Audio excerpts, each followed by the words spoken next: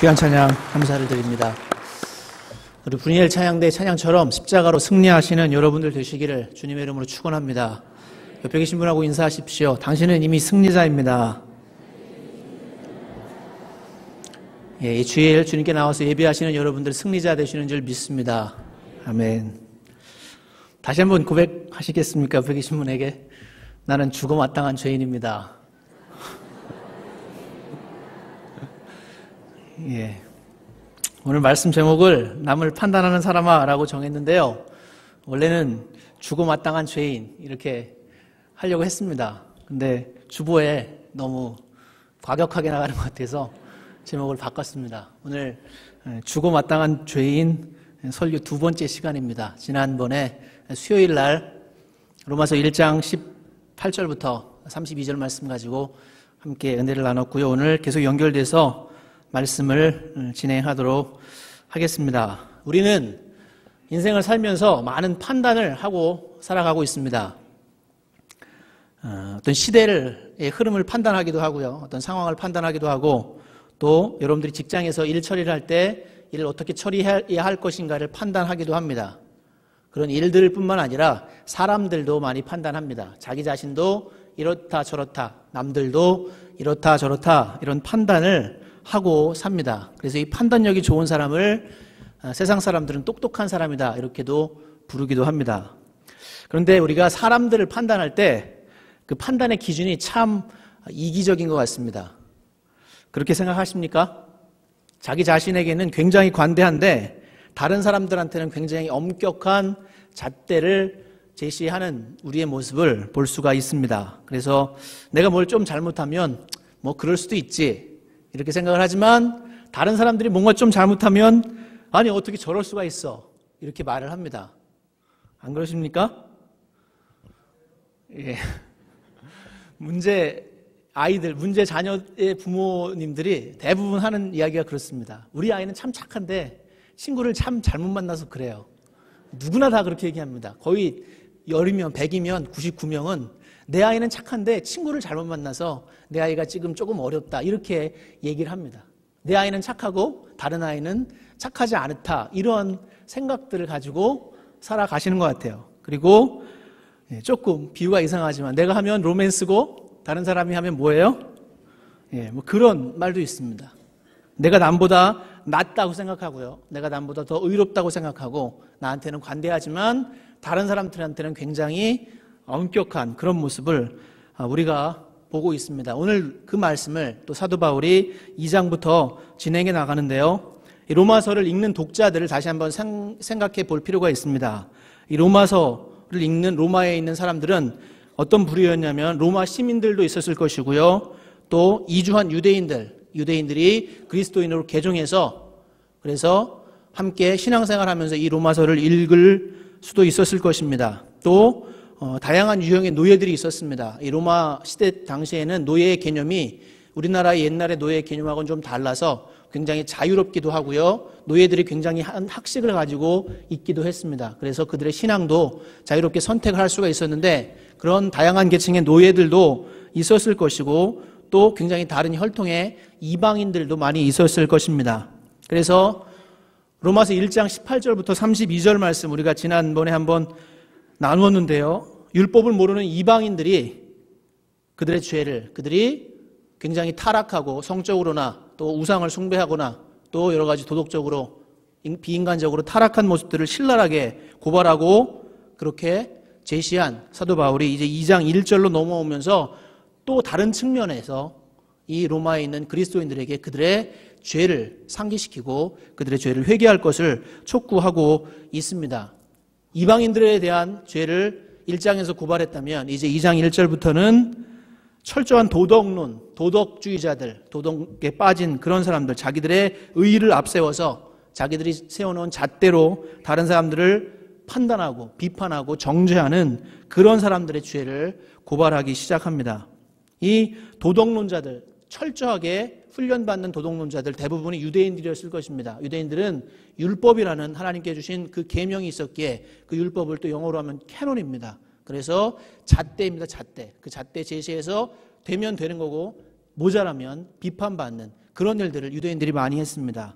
유대인들이 많이 그런 도덕론자들에 속했고요. 또 한 부류는 이방인들 중에도, 로마에 있는 시민들 중에도 이 철저한 도덕론자들이 많이 있었습니다.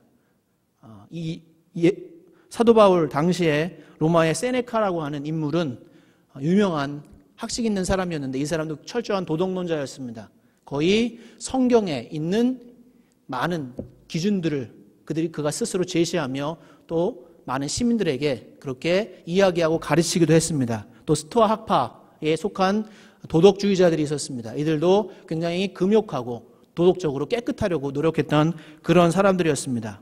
이런 부류들에 대한 그들의 잘못과 죄를 오늘 고발하고 있습니다.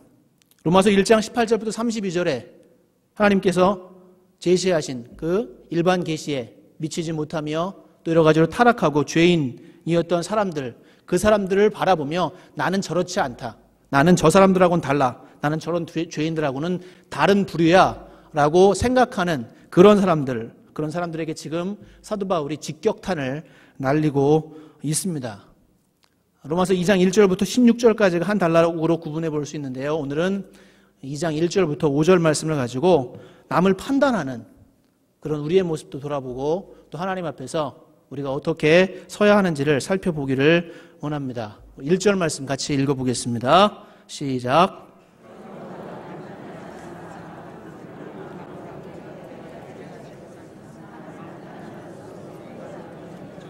판단하는 내가 같은 일을 행함이니라. 아멘. 1절을 시작합니다. 남을 판단하는 사람아 라고 시작을 하고 있습니다. 여기서 사도 바울은 디아트리베 형식이라고 말을 하는 이런 형식으로 2장을 시작합니다. 이 디아트리베라는 형식은 우리말로 번역을 하면 통렬한 논란이라는 뜻인데요. 가상의 인물을 내세워서 대화 형식으로 이끌어가는 헬라 전통의 한 방법이었습니다. 또 상대방이 먼저 반박할 만한 내용, 반박하거나 제시할 만한 내용을 미리 이야기하고 그것에 대해서 답변하거나 그것을 반박하는 형식이 디아트리베라는 형식입니다.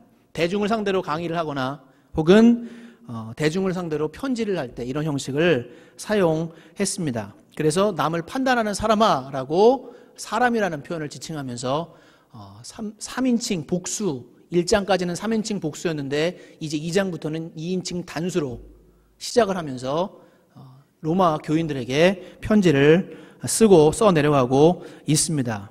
그러므로 남을 판단하는 사람아, 다른 사람들을 판단하는 사람 모두를 가리킵니다. 한 사람이 아니라 어떤 특정인이 아니라 남을 판단하는 그 모든 사람을 지칭하는 용어입니다.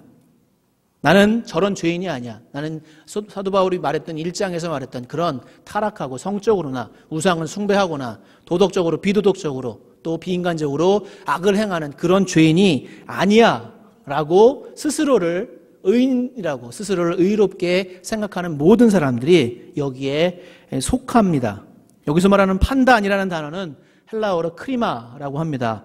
2장 1절부터 3절까지 이 크리마라는 단어가 7번이나 나옵니다.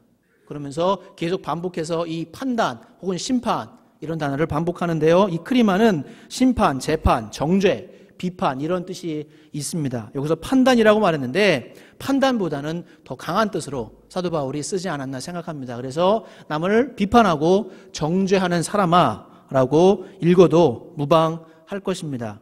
남을 비판하고 정죄하는 사람아, 누구를 막론하고 내가 핑계하지 못할 것이 있다. 내가 핑계하지 못한다라는 단어는 로마서 1장 20절에서 먼저 사도 바울이 한번 사용을 했습니다. 로마서 1장 20절 후반부 이렇게 기록되어 있습니다. 그러므로 그들이 핑계하지 못할지니라. 사도 바울이 1장과 2장 주제를 조금 바꾸어서 로마 교인들의 죄를 계속 고발하고 있습니다. 그래서 1장 18절부터 32절까지는 드러내놓고 지었던 모든 죄, 로마서 1장 32절 우리 같이 한번 읽어보겠습니다. 시작. 그들이 이 같은 일을 행하는 자는 사형에 해당한다고 하나님께서 정하심을 알고도 자기들만 행할 뿐 아니라 또한 그런 일을 행하는 자들을 옳다 하느니라. 얼마나 패역했으면 자기들이 그런 일을 이 앞에 많은 죄악의 목록들이 나옵니다. 그런 일들을 스스로 행하면서 자랑스럽게 여기고 옳다고 생각하고 다른 사람들까지도 그렇게 행하는 것을 옳다고 말하는 그런 죄인, 드러내놓고 죄를 짓는 사람들에게 당신들이 핑계할 수 없다 라고 말을 했습니다. 그리고 이번에 2장 1절에서 핑계할 수 없다고 말을 할 때는 그런 사람들, 드러내놓고 죄를 짓는 죄인들을 비판하면서 숨어서 죄를 짓는 죄인들, 숨어서 타락하고 숨어서 남모르게 죄를 지으며 위선의 모습을 가지고 있는 그런 사람들에게 있어서 지금 핑계할 수 없다라고 또 한 번 제시하고 있습니다. 남을 판단하는 것으로 내가 너를 정죄함이니 판단하는 내가 같은 일을 행함이니라. 우리도 똑같습니다. 남을 판단하죠. 때로는 남을 비판합니다. 또 남을 정죄하기도 합니다. 내 입술로 정죄하기도 하지만 내 마음속으로 비판하고 판단하고 많은 정죄를 합니다. 그리고 또 내 삶을 돌아보면 내가 그렇게 비판하고 내가 그렇게 판단했던 그 일을 내가 하고 있습니다. 그런 모습을 우리가 우리의 삶 속에서 많이 발견하게 됩니다. 그렇지 않습니까? 내가 남을 비판하고 저 사람이 왜 저래? 하고 말을 해놓고 또 살다 보면 내가 비판했던 그 내용대로 내가 살아가고 있고요. 그런 모습 오늘 사도 바울이 지적해주고 있습니다. 내가 판단하는 것으로 내가 너를 정죄함이니 판단하는 그 일을 너가 같은 일을 행했기 때문에 그래서 너의 판단, 너의 그 비판이 너 자신을 정죄하고 있다. 이렇게 1절을 기록하고 있습니다. 사무엘하 말씀에 다윗과 나단의 이야기가 나옵니다. 나단 선지자가 다윗을 찾아와서 이야기를 합니다. 한 부자가 있었고 가난한 사람이 있었는데 그 부자는 양도 많았고 소도 많았습니다. 그리고 가난한 사람은 양 한 마리밖에 없었고 그것을 굉장히 아꼈는데 근데 그 부자에게 손님이 찾아왔습니다. 그랬더니 그 부자가 자기 양 죽이는 게 아까워서 그 가난한 사람이 한 마리밖에 없는 그 양을 빼앗아다가 그것을 잡아서 손님을 대접했습니다.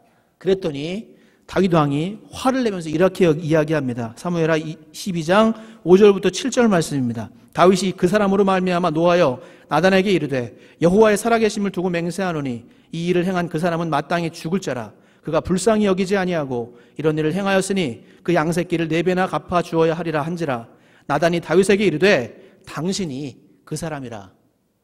다윗이 지금 우리야 충성스러운 장군이었던 우리아를 죽게 하고 그의 아내 밧세바를 빼앗았던 그 일을 나단이 고발하고 있습니다. 자기의 죄가 무엇인지는 생각하지 못하면서 그 나단이 이야기했던 그 부자만을 비판하고 정죄하고 있습니다. 그럴 때 나단이 이야기합니다. 당신이 바로 그런 사람입니다. 다윗에게도 이런 모습이 있었습니다. 내 죄를 보지 못하고 남의 죄를 크게 보고 그것을 비판하고 정죄합니다. 다윗만 그런가요? 우리의 모습은 어떻습니까? 여러분들 오늘 베다니 교회에서 아침부터 오셔서 많은 사역과 또 많은 일들을 하시고 예배도 드리시고 하시면서 여러분들과 한번 부딪히는 사람이 없었습니까? 그들을 어떻게 생각하셨습니까? 저 사람이 나보다 낫지 이렇게 생각하셨습니까? 내가 저 사람보다 낫지 그렇게 생각하셨습니까? 우리가 다윗의 모습을 그대로 가지고 있습니다. 예수님께서 또 우리에게 말씀하셨습니다. 마태복음 7장 2절부터 3절에 같이 한번 읽어보겠습니다. 시작. 그 비판으로 너희가 비판을 받을 것이요 너희가 헤아리는 그 헤아림으로 너희가 헤아림을 받을 것이니라. 어찌하여 형제의 눈 속에 있는 티는 보고 내 눈 속에 있는 들보는 깨닫지 못하느냐. 아멘. 똑같은 말씀을 지금 예수님께서 마태복음에서 우리에게 말씀해 주고 계십니다. 너희가 비판하는 그 비판으로 너희가 비판을 받고 너희가 헤아리는 그 헤아림으로 너희 자신이 헤아림을 받을 것이다. 너희 눈에 있는 들보는 보지 못하고 형제의 눈에 있는 티만 보려고 하느냐. 예수님께서 이렇게 말씀하셨습니다. 나는 아닙니다 주님. 그렇게 말씀하실 수 있는 분 계시겠습니까? 우리의 현 주소가 이 예수님의 말씀에 담겨져 있습니다. 혹 여러분들 마음속에 저 사람은 정말 아니야. 저 사람 정말 못됐어. 저 사람하고는 상종 못할 사람이야. 이런 마음 가지고 판단하고 그 사람을 무시하거나 그 사람을 정죄하는 마음이 없으십니까? 그렇다면 여러분이 바로 다윗 같은 사람이고 여러분들이 바로 오늘 말하는 사도 바울이 이야기하는 남을 판단하는 사람입니다. 2절 말씀 같이 읽어보겠습니다. 시작. 이런 일을 행하는 자에게 하나님의 심판이 진리대로 되는 줄 우리가 아노라. 아멘. 여기서 말하는 이런 일이란 로마서 1장 18절부터 32절에 나오는 많은 죄악의 내용들입니다. 1절 말씀이 아니라 1장에 로마서 1장 18절부터 32절까지 열거했던 세 가지로 압축되는데요. 우상 숭배하는 모습, 성적으로 타락하는 모습, 또 비인간적이고 비도덕적인 그런 각종 추악하고 불의한 죄들, 이런 일들을 행하는 사람들은 하나님의 심판이 진리대로 그들에게 임할 줄을 안다. 사도 바울이 그렇게 확언하고 있습니다. 맞습니다. 우상을 숭배하고 성적으로 타락하고 비인간적이고 비도덕적으로 온갖 죄를 범하는 사람들, 하나님의 진리의 말씀에 비추어서 반드시 심판이 있을 것입니다. 그런데 3절에 같이 읽어보겠습니다. 시작. 이런 일을 행하는 자를 판단하고도 같은 일을 행하는 사람아, 내가 하나님의 심판을 피할 줄로 생각하느냐. 그런 죄악들, 우상 숭배라든지 성적으로 타락했다든지 온갖 악과 온갖 죄악들을 행했던 그런 모습들을 행하는 사람들을 너희들이 판단하고 있으면서 그 판단하면서도 너희들 똑같은 죄를 짓고 있다. 행하고 있는 사람들아, 내가 하나님의 심판을 피할 줄로 생각하느냐. 사도 바울이 다시 한번 질문하고 있습니다.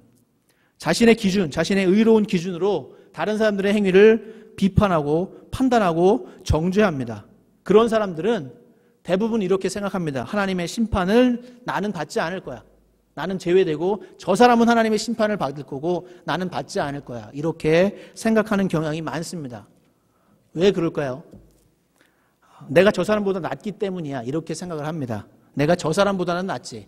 저런 모습을 나는 가지고 있지 않잖아. 내가 더 저 사람보다는 의롭잖아. 더 잘 살고 있잖아. 저 사람은 심판받아 마땅한 죄인이지만 나는 저 사람에 비하면 의인이지. 하나님도 나를 인정하시겠지 하는 그런 마음, 은연중에 그런 나를 높이는, 나를 자고하는 그런 마음, 다른 사람들을 무시하고 다른 사람들을 비판하고 정죄하면서 그 사람보다 내가 낫다고 교만한 마음을 갖게 됩니다. 그래서 하나님께로부터 나는 심판을 피할 수 있다, 이렇게 착각을 하면서 살고 있습니다.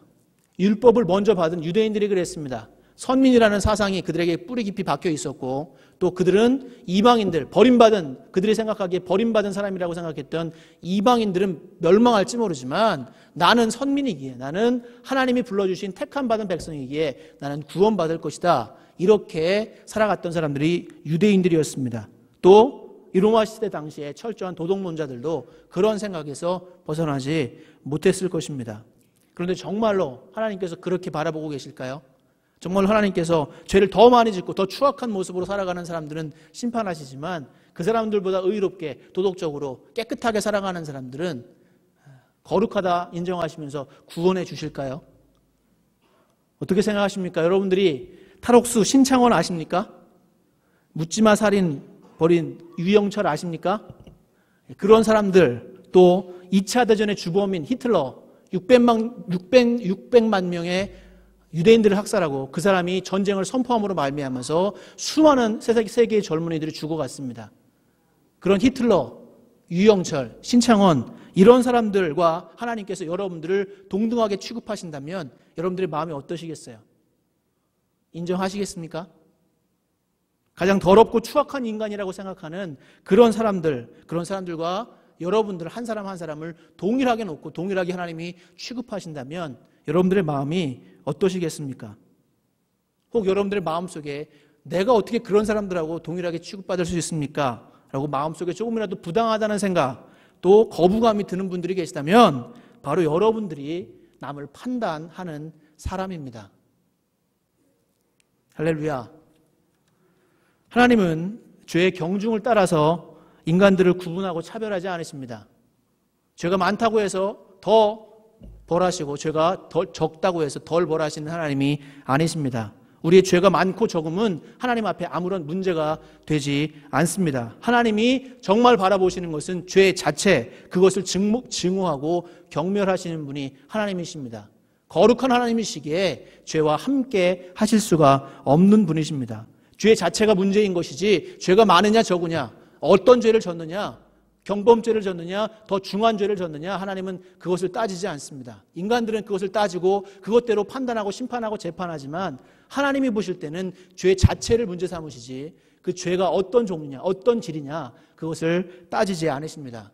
로마서 3장 23절에 이렇게 기록되어 있습니다. 같이 읽어보겠습니다. 시작.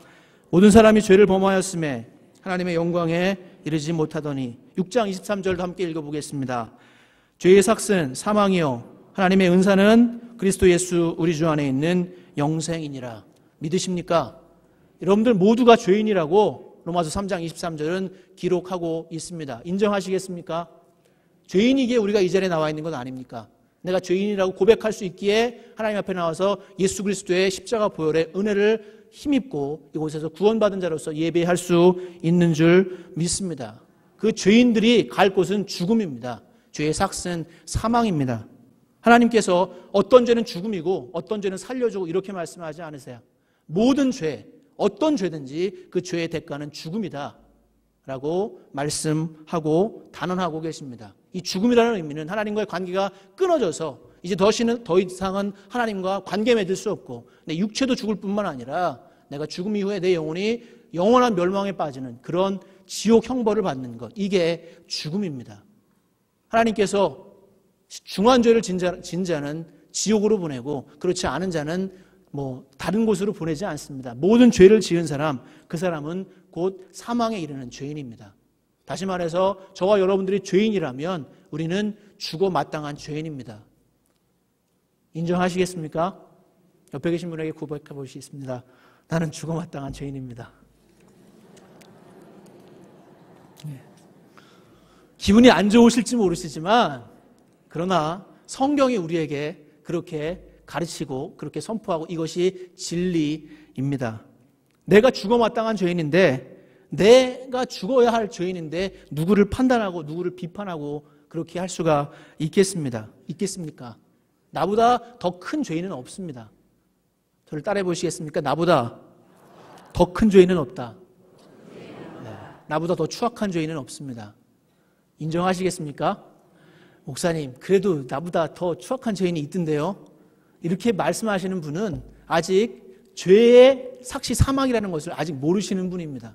정말 죄의 대가가 영원한 멸망이고 죽음이라는 것을 안다면 그 사람이 나보다 죄를 많이 졌냐 적게 졌냐는 아무런 문제가 되지 않습니다. 내 자신이 이미 죽어마땅한 죄인이라는 사실을 고백할 수밖에 없고 하나님 앞에 엎드릴 수밖에 없다는 겁니다. 히틀러, 유영철, 신창원 이런 사람들이나 나나 여러분들이나 동일하게 죄인이고 그 죄를 지은 모든 사람들은 똑같이 하나님 앞에 죽어 마땅한 사망에 이르는 죄인입니다. 이 사실을 정말 깨닫는다면 오늘 1절에 말했던 것처럼 어떻게 남을 판단하고 비판하고 정죄하고 그럴 수가 있겠습니까? 사도 바울이 지금 그것을 꼬집고 있습니다. 너희들이 그렇게 다른 사람들을 비판하고 판단하는데 그렇게 도덕적으로 너희들이 잘났다고 생각하는데 너희들도 똑같이 죽어 마땅한 죄인이다. 너희들이 뭘 더 자랑할 수 있는 것이 아무것도 없다. 지금 그렇게 선포하고 있습니다. 4절 말씀 같이 읽어보겠습니다. 시작.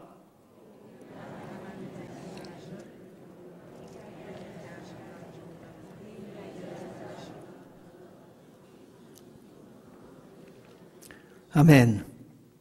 하나님께서 우리에게 인자를 베푸시고 오래 참으시고 용납하고 계십니다. 그러시죠? 하나님은 사랑의 하나님이시고 우리를 오래 참으시고 또 기다리고 또 인자를 베풀어 주고 계십니다. 왜 그러실까요? 오늘 4절 말씀에 그 답이 나와 있습니다. 내가 잘났기 때문에 내가 남들보다 더 거룩하고 더 믿음 생활 잘하고 의롭고 도덕적으로 깨끗하기 때문에 하나님이 우리에게 인자를 베푸시고 사랑을 베푸시고 오래 참으시는 것이 아닙니다.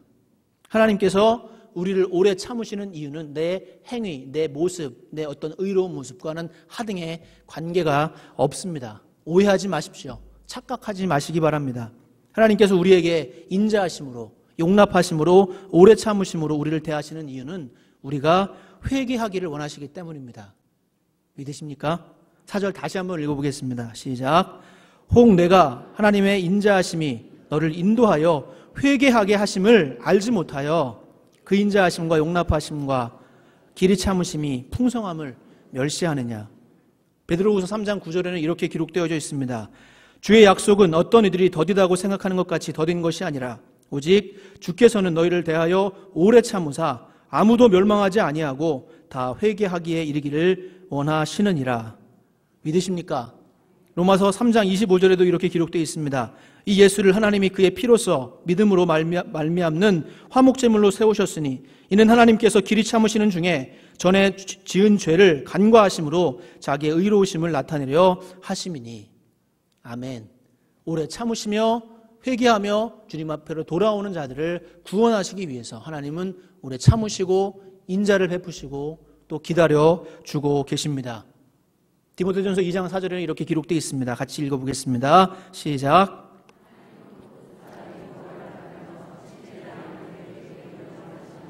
아멘. 이게 하나님의 마음입니다. 모든 사람이 구원을 받고 주님께 돌아와서 진리를 아는데 이르기를 원하시는 것. 그래서 아직 깨닫지 못하고 아직 알지 못하는 사람들을 향해서 오래 참으시고 기다리시고 인자와 자비로 대해주고 계시는 줄 믿습니다.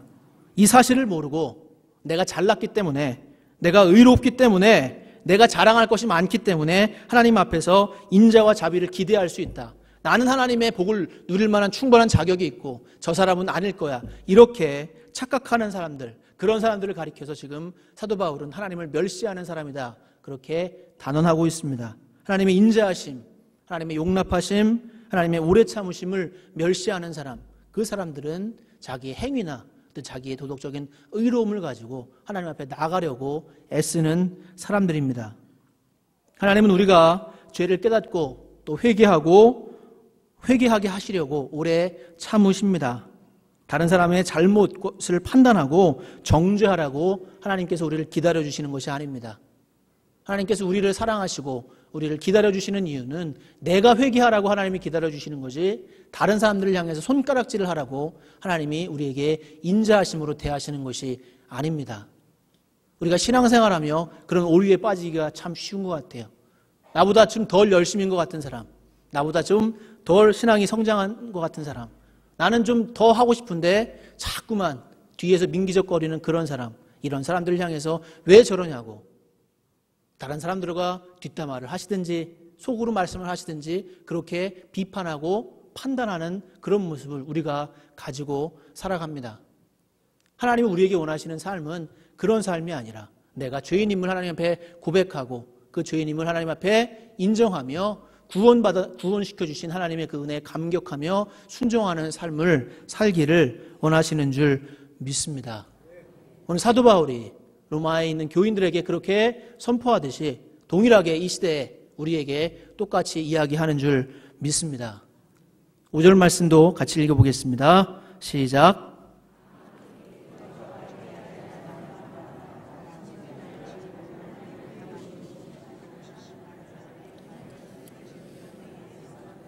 아멘. 다른 사람의 죄를 살피고 비판하고 판단할 상황, 그런 입장 우리가 가지고 있지 않습니다. 회개하지 아니하는 마음이라고 나옵니다. 이 회개하지 아니하는 마음 때문에 우리가 하나님의 진노가 임할 그날에 우리의 죄를 계속 쌓아가고 있다, 이렇게 말하고 있습니다. 우리는 다른 사람의 죄를 바라보고 그 사람들을 비판하고 판단할 입장에 있는 것이 아니라 내가 하나님 앞에 엎드려 나는 죄인입니다 고백해야 하는 입장에 있는 존재들인 줄 믿습니다.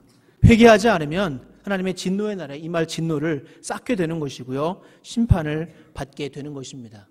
문제는 내가 저 사람보다 더 의롭냐 의롭지 않으냐, 도덕적으로 더 잘났냐 못났냐가 중요한 것이 아니라 문제는 내가 내 죄를 알고 회개하느냐 그렇지 않느냐, 이것이 가장 중요한 문제입니다.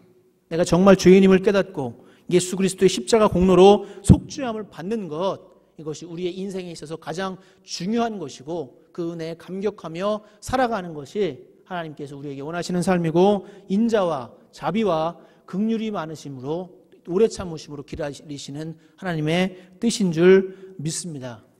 그래서 예수 그리스도의 십자가 복음이 그렇게도 중요하고 중요한 것입니다. 로마서 1장 16절 17절 같이 한 목소리로 함께 읽어보기를 원합니다. 함께 읽겠습니다. 시작. 부끄러워하지 아니하노니 이 복음은 모든 믿는 자에게 구원을 주시는 하나님의 능력이 됨이라. 먼저는 유대인에게요 그리고 헬라인에게로다. 복음에는 하나님의 의가 나타나서 믿음으로 믿음에 이르게 하나니 기록된 바 오직 의인은 믿음으로 말미암아 살리라 함과 같으니라. 아멘. 이 복음을 여러분들의 것으로 귀하게 취하시기를 주님의 이름으로 축원합니다. 그냥 일시적으로 구원받았다는 것, 그것에만 만족하는 것이 아니라 매일매일의 삶이, 매 순간순간의 삶이 다른 사람들을 나와 비교하는 것이 아니라 내가 복음 앞에서 구원받은 자임을 감격하며 주님 앞에 설 수 있는 저와 여러분들 될 수 있기를 주님의 이름으로 축원합니다. 요한복음 8장에 현장에서 가늠하다가 잡힌 여인을 사람들이 예수님께로 끌고 왔습니다. 성난 군중들은 이 가늠한 여인을 정죄하는 마음을 가지고 예수님께 끌고 와서 이 여자도 정죄하고 예수님도 시험하려고 지금 무리들이 웅성거리면서 소리치면서 예수님 앞에 왔습니다. 이 사람들은 지금 자신들이 이 여인보다 의롭고 자기 자신들은 이 여인을 정죄할 수 있는 위치에 있다고 착각하고 있습니다. 그래서 너는 죄인이니까 죽어 마땅해, 벌받아 마땅해 하면서 그 죄인인 여자를, 가늠한 여자를 예수님 앞에 끌고 와서 돌을 들어 치려고 준비를 하고 있습니다. 그러면서 예수님께 계속 질문을 합니다. 그때 예수님께서 대답하십니다.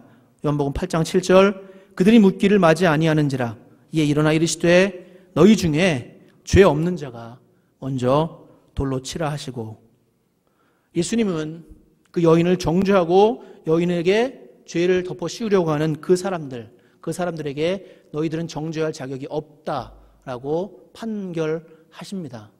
죄 없는 사람이 있다면 그 사람이 돌을 들어서 쳐봐라. 그 이야기를 듣고 어느 누구도 감히 돌을 들어서 치는 사람이 없었습니다. 다 돌아갔습니다. 모두가 죄인입니다.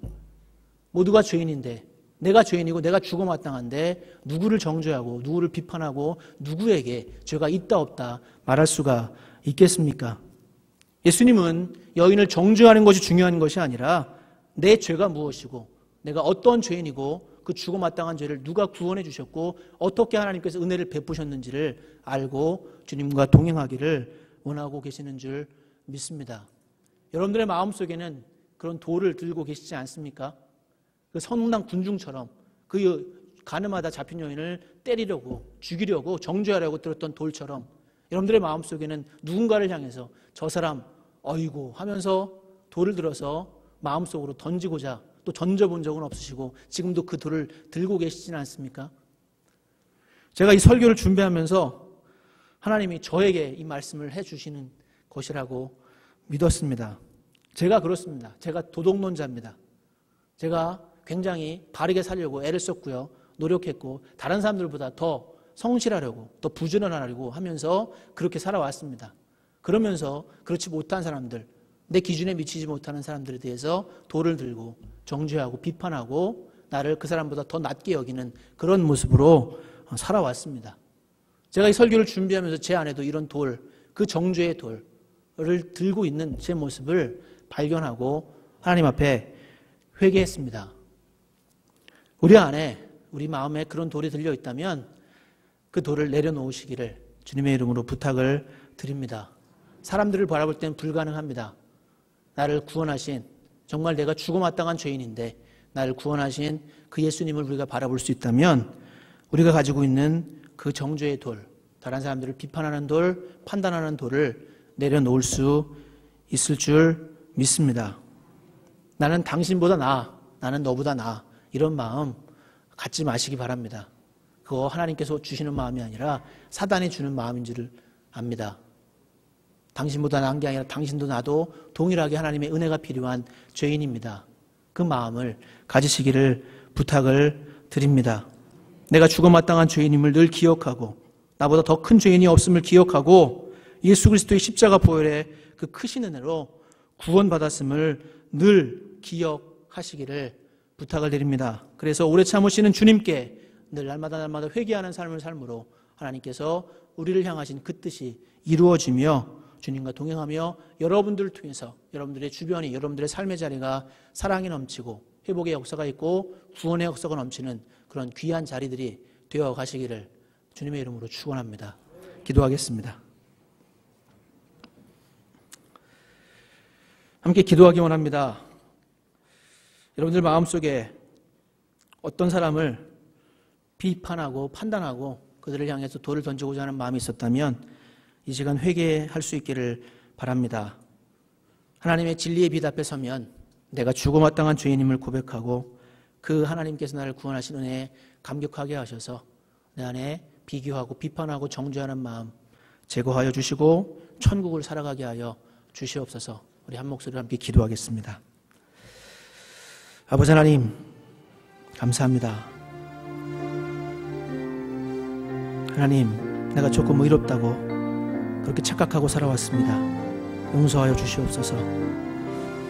비판하는 마음, 정죄하는 마음으로 살아왔습니다. 용서하여 주시옵소서. 우리 배단위 교회가 사랑이 넘치는 교회, 서로의 용서를 나누는 교회, 또 하나님의 은혜에 감격하는 교회, 모두가 하나님 앞에서 죽음을 당한 죄인임을 고백할 수 있는 그런 교회, 그런 성도들 저희들 될 수 있도록 축복하시고 인도하여 주시옵소서. 하나님, 우리는 모두 죽음마땅한 죄인임을 고백합니다. 그 죽음마땅한 죄인을 주님께서 구원해 주시고 하나님 은혜로 살려주셨는데 우리는 그 사실을 잊고 다른 사람들과 나를 비교하며 비판하고 정죄할 때가 많습니다. 주님, 불쌍한 우리의 죄를 용서하여 주시옵소서. 사람들과 비교하기보다 먼저 하나님을 바라보는 저희들 되게 하시고 내가 하나님 앞에 정말로 죽을 수밖에 없었던 죄인임을 날마다 상기하며 깨달으며 주님의 은혜 아래 주님과 동행하는 사람들 되게 하여 주시옵소서. 그러므로 우리 교회를 통해서 하나님의 뜻이 온전하게 이루어지게 하시고 배단위 교회가 이 지역에서도 정말로 많은 죽어가는 죄인들을 구원하는 아름다운 교회로, 사랑이 넘치는 교회로, 회복의 역사가 있는 교회로 세워 주시옵소서. 감사하며 예수 그리스도의 이름으로 기도드리옵나이다.